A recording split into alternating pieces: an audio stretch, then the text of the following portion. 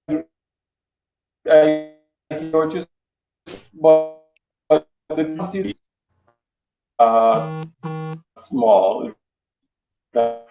Mm-hmm. That's and it's short time. It's not like a plastic bag.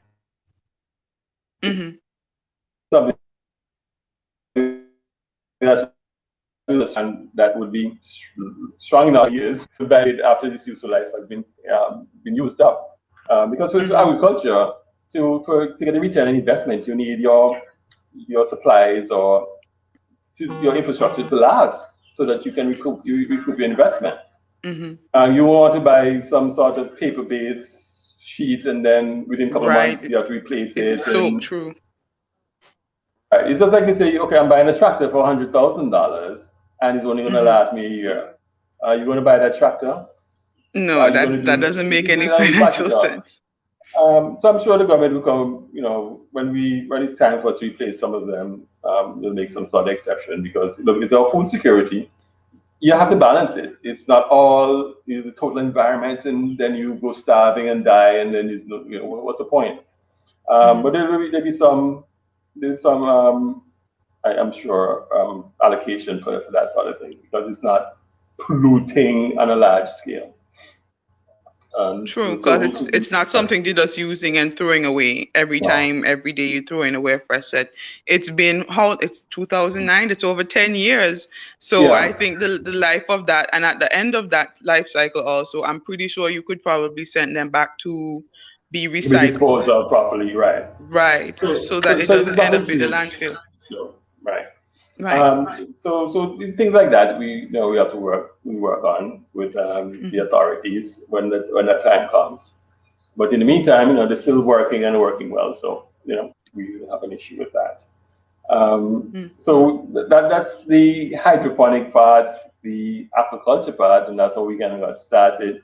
You're asking about the technical um, requirement for something like that. It's Mm-hmm. with the hydroponic part of it, you have to be that Mm-hmm. chemist where you provide that balanced nutrient solution for the plants. In Mm-hmm. the soil have a lot of elements, a lot of nutrients and everything that's kind of built in that helps the average farmer who's growing in the soil to get a Mm-hmm. plant to grow because in nature that's how it happens naturally. It's been designed like that to work. And then Mm-hmm. the farmer will supplement with different fertilizers as is required. But Mm-hmm. in the hydroponic now, it's different where you're starting from zero. There's nothing, this water, just plain water, and the plants kind of live on this Mm-hmm. plain water. They need the nutrients. So True. that's the science part of it really comes in this agricultural science. You really Mm-hmm. see it become very apparent to you when you once you're beginning to do hydroponics, because Mm-hmm. now that plant is relying on you and on that solution that is being grown in to be Mm-hmm. balanced with the different nutrients for you. And Right. the computer parts of it, at Industries you use a lot of automation. It's like Mm-hmm. for feeding the fish, for monitoring the water quality, so we know what needs to be done when, and that sort of thing. Mm-hmm. So for persons getting into aquaculture, and specifically aquaponics, these are some of the skill sets that they need. You need to be tech savvy because a lot of these Mm-hmm. things are technical, they're technical subjects. Based. Yeah, they're basic But technical. speaking of the chemical balance and the pH balance, I can imagine that the pH balance that is necessary for the fish and also that the byproducts that they produce may not always be sufficient for whatever plant that you're growing. And I also figure you can't use the same kinds of pesticides and fertilizers that you'd use on the traditional farm. That is so So true. how do you balance that? How do you Okay, keep pests from just coming in? Because I mean, weeds are not a thing. no. So how do you balance that? We do monocropping. That's how we balance. So we don't use pesticides. There's no need to use pesticides. And if there are any sort of pesticides that we use, they have to be organic pesticides because it's tied in with the fish system. So anything Mm-hmm. toxic will kill the fish. So you're just limited to like that. But because we're doing Mm-hmm. monocrop, we only do lettuce as our primary crop, Mm-hmm. then it reduces the pests down to practically virtually nothing. because Mm. we're not doing, because certain pests are attracted to different plants. Like Right. spinach would have its own pests, tomatoes, but we're only Mm-hmm. doing lettuce. And Mm-hmm. apart from a few butterflies now and then, nothing really is that attacks these lettuce. That pressing, yeah. Yeah, and because that's the only thing. It's only if then you only have one pest, and it's not really a problem. So that's Mm-hmm. how we avoid that whole issue with pesticides, using pesticides and stuff like And that. it's also a small space. I do remember Mhm. when we came that the lettuce area was covered. Yes, it And is. because it's a small space, you can always walk to see, there's a worm here, Right. pull it off, and throw it in with the fish who happen to like worms also. So, so I guess in the long, it works out because the fish eat the Excellent. worms and everything Mhm. just comes back around. But surprisingly, you said about eating the worms. These Hmm. the blackbirds, they have a feast. Oh, The blackbirds and oh, the garlings, they will take the time, oh, walk through the beds, and they'll pick up any little thing. Yeah, that's how natural pest control do. Yeah, they will go through and they very. look on them and look through them, and yeah, it's a sight to see. And they see better than us because that's all That's their they job. do. That's their job. Wow. I Yeah. never actually thought of the birds as a part of Mhm. pest management, but that's very great. That's great because an integrated pest management system is something that a lot of agronomists are pushing rather than using chemicals, find other Natural natural way. predators that will come in and take care of your pest problem.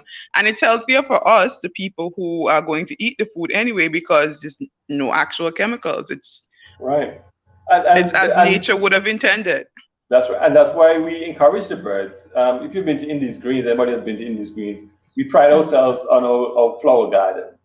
We plant a Oh. lot of trees, a lot of flowers, and there are always a lots of birds on the property.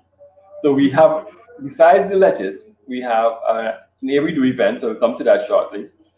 Mhm. But we do a flower garden, and that Oh. attracts the birds. Every year they build a nest, and we have the chirping birds, and they in turn now will keep our lettuce, the pest amount of pests down. Grasshoppers, those things are kept to a very minimum. Mm. Yeah, I remember when we would have come, there was a very nice pergola and there were all of these plants all around. It was Yes. very, very pretty and the kids loved it. And because of the amount of water that would be around, it was also very cool. I remember it was a very hot day. It was the middle of summer, but then once we would have come into the area, it was very cool. And we were all amazed at how cool it was considering the environment. Yeah, the trees make a difference. Yeah, Planting they a do make trees, a we always difference. you should plant trees. Definitely make a difference to the But environment. I know that Antigua people, Antiguans, we're very specific kind of people. We like things as they've been, and we're very resistant to change. Did you feel any pushback when you started selling the fish from the aquaponics?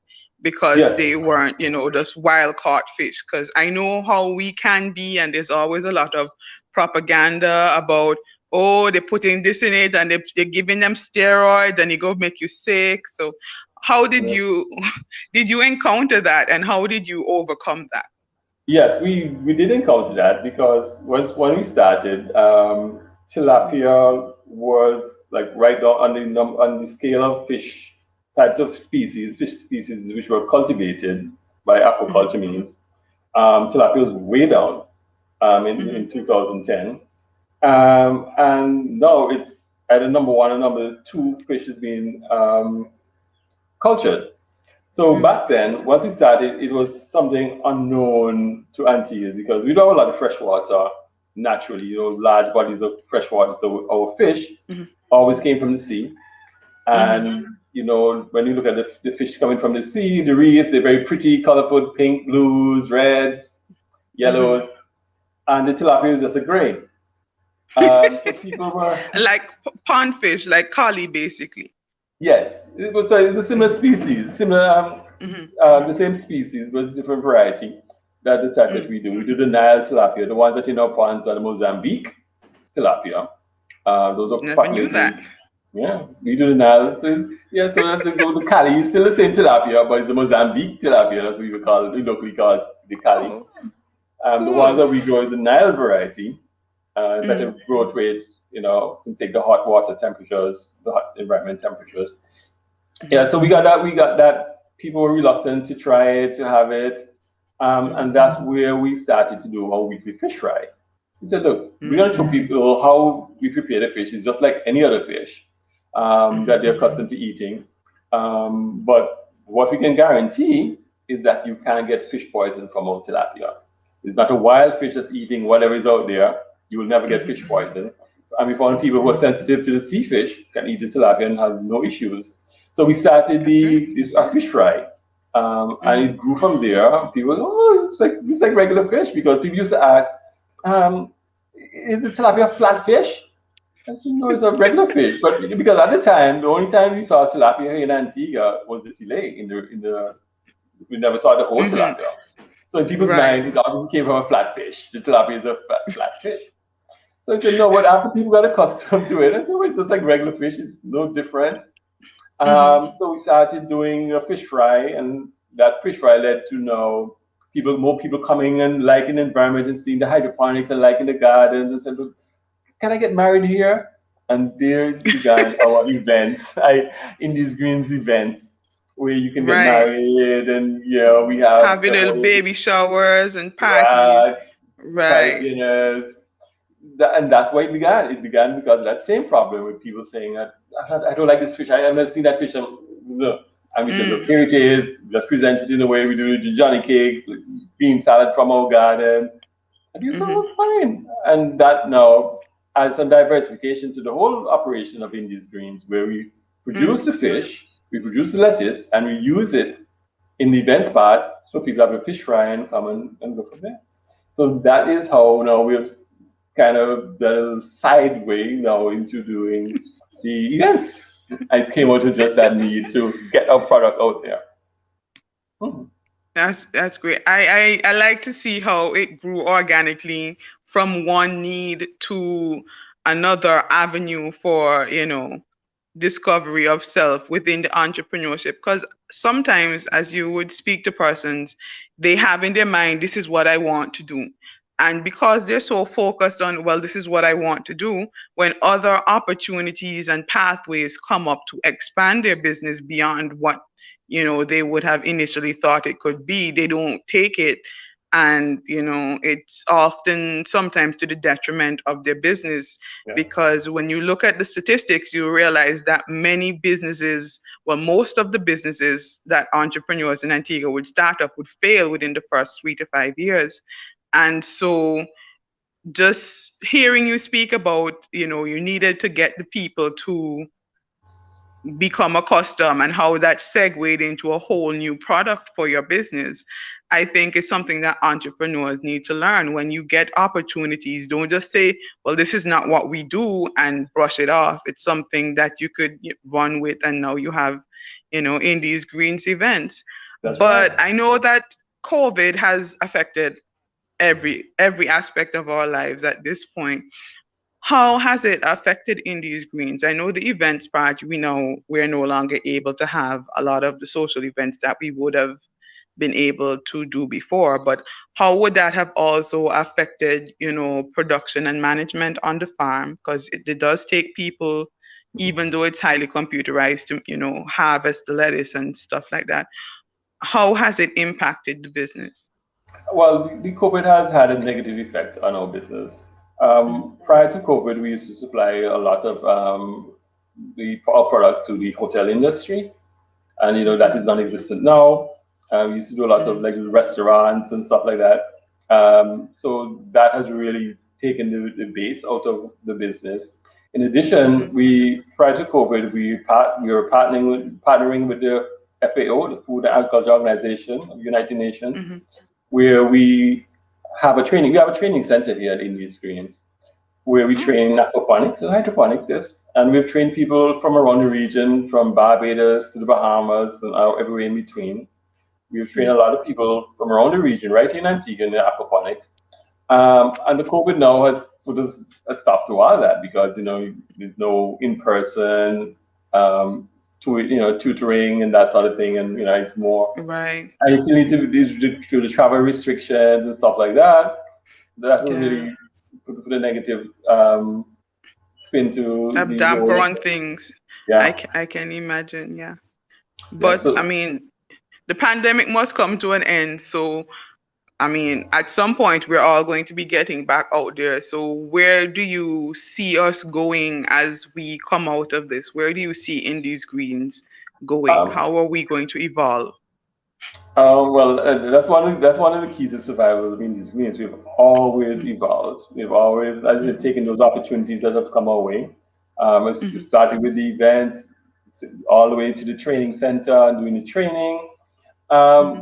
But no, I think if there's a positive to COVID, I would say, is Mm-hmm. that you have now people becoming more aware of how fragile our whole food system is, our current food system here in Antigua is. Mm-hmm. Since the COVID, we started to do seedlings. That's another thing. We didn't do seedlings before. We do at Indies Greens. We do a lot of seedlings, peppers, tomatoes, because people are home and have a lot of time and Mm-hmm. they're doing the backyard gardening. And last year when the first lockdown, it was a scare. If you said, "Oh, we suppose we can't get any food coming in, so let's the boats not coming in, the ships not coming in. What are we going to Mm-hmm. do?" A lot of people Mm-hmm. began to produce their own Mm-hmm. things, at least for themselves. So I think Mm-hmm. going forward, because of that heightened awareness of food and food security, I think we'll see a resurgence in agriculture, not necessarily Mm-hmm. the old way of Your agriculture, traditional agriculture. but the more Mm-hmm. controlled environment agriculture. I think that's where we're going to be moving towards because even the climate conditions have some effect on us, but it's not as bad as if we are planting in the ground. Because Mm-hmm. like our wet season now is our dry season, a wet season, and it's all mixed up with this climate now. So I Mm-hmm. think going forward, we'll be looking at more controlled environment agriculture for in these greens and an expansion of the aquaculture part of it because look, our oceans, our ocean resources are being depleted. Mm-hmm. I think we have the awareness has to be there that look, our food sources are very important and we need to secure them. So I think agriculture is a good thing Mm-hmm. and controlled environment agriculture is really the other focus. What advice would you give to somebody who's, contemplating getting into agriculture on an aquaponic or maybe a hydroponic level? What advice would you offer to them as they're thinking through this process? Okay, the advice is to be an entrepreneur, it's very difficult. You have to be self Mm-hmm. motivated, you have to push a lot, you have to believe in yourself and believe in what you're doing. And everything is not going to go rosily, it's not going to be, oh, kumbaya, it's not going to be like that. Um, you have to be prepared for the hard times, but you believe in it, Mm-hmm. believe in what you're Mm-hmm. doing. You do your research, you get the education, you get the information, um, you get as many disciplines as you can. It's not just the Mm-hmm. science, it's a part of business. You have to look at how do you run a business because at the end of the day, you have to be in a position for the business to continue. You have to Mm-hmm. do a little bit of accounting, bookkeeping, understand money management, Mm-hmm. these sorts of things. And then you have to make yourself aware that you have to be dealing with people. You may have staff, so you need to have management. An entrepreneur has to be very rounded, very Mm-hmm. disciplined, and willing to put Mm-hmm. in long, long hours. But it can be rewarding, right? Because you're your own Mm-hmm. boss, you're doing your own thing. So I would my suggestion, let's say to do it, but prepare yourself because if you Mm-hmm. don't prepare properly, that's where you're gonna fail within that 3 to 5 years.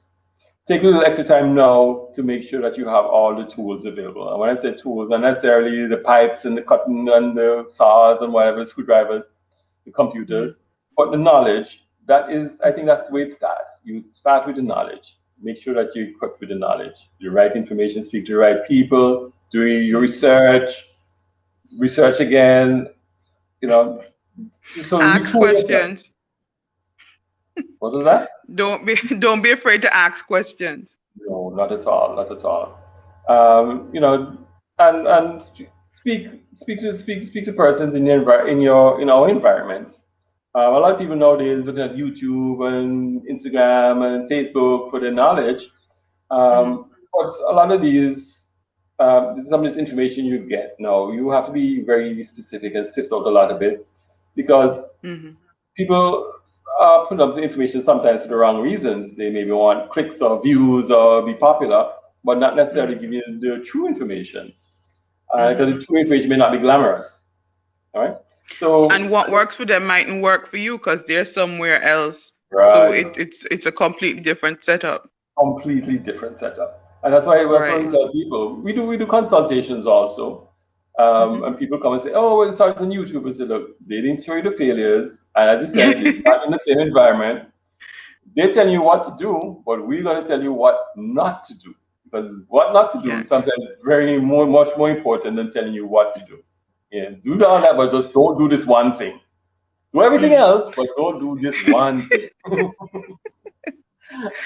So if persons wanted to get in contact with you, they had additional questions or they want to get some fish or stuff like that, how would they find you? Are you online? Yes. What's your phone number so that they can call? Yes, we are online. We are on Facebook. We are on Mm-hmm. Instagram, Indies Greens. My Mm-hmm. telephone number is 726 3532. You can do a Google Mm-hmm. search for Indies Greens. All information will come up there. We are located here in Upper Renfrew, that's close to Seaview Farm. So if you're Mm-hmm. coming from All Saints Road, you turn onto Seaview Farm Main Road, and we're the second left. We have all the signs there point with arrows pointing. You can't miss us. We have a big fish up there on a billboard saying, "Hey, fish here," on the arrow pointing. So come along and see what we have to offer. We have a lot to offer. We really do have a lot to offer, a lot to see. And we pride ourselves in giving you that experience. A lot of people will come and say, who owns this place? I said, well, I do. I say, you're local? I say, yes. He said, well, I didn't expect that place that looks like this will be locally owned. No, I didn't like, no disrespect, no disrespect. But uh, but I said that we need to step up our game locally. Mm-hmm. Just pride in what you do. I take a lot of pride in whatever I do. I want it to be the best. Mm-hmm. I take pride in that. As entrepreneurs, we Mm-hmm. should take pride in what we do. A lot of entrepreneurs say, "Oh, it's all right. It's local, so it should be all right." No, it's not all right because it's local. Mm-hmm. We offering a better product because it's local, it's fresher, it's better. So why don't we let it look Yes. good? Why don't we present it properly? Because we have this local as being second class or third Mm-hmm. class in some places, but it shouldn't be because locally Mm-hmm. produced things. I've seen product produce from Antigua, and it's second to none And in it's terms more of the taste. nutritious Yes, because the taste, longer you quality, have that everything. stuff out there traveling from God knows where it's coming Yeah. from with God knows what on it, at least if it's local, it's closer to the source. The nutrients have less time to be depleted, and Yeah. it's fresher. That fish was swimming this morning. Yes, right. As on my plate now. It hasn't been frozen for weeks or months. Yeah, so Exactly. yeah, so entrepreneurs, you just really take pride in whatever it is that you're doing. If it's your craft or whatever it is that your new business venture, take pride in it and present it well. Especially if you're doing food, people eat with their eyes. We eat with our eyes. If we see something that looks delicious, we're gonna try to eat Mm-hmm. it. It may not taste Mm-hmm. delicious, but it looks delicious. So it's the same thing with business. Make your products and your business look good. Don't let it look Mm-hmm. mediocre because it's really not mediocre. You've spent a lot of time and effort and money and all your life savings in it, and you don't want it to fail. So just go a little extra and make it look good, make it presentable. Mhm. Well, Mr. Francis, it's been a pleasure having you. It's always a pleasure when we interact with Inties Greens, and I want to thank you from all of our viewers and the other patrons for coming out and talking to us today. It's been wonderful. Anytime, I'm glad to be here. Feel free to call me at 726-3532, and I'll chat with you anytime. Thank you very much. Next week, ladies and gentlemen, we'll be having Mr. Everton Coates, and he's going to be talking to us about being a financial auditor and getting your financial house in gear. So, see you next week, everybody. Bye.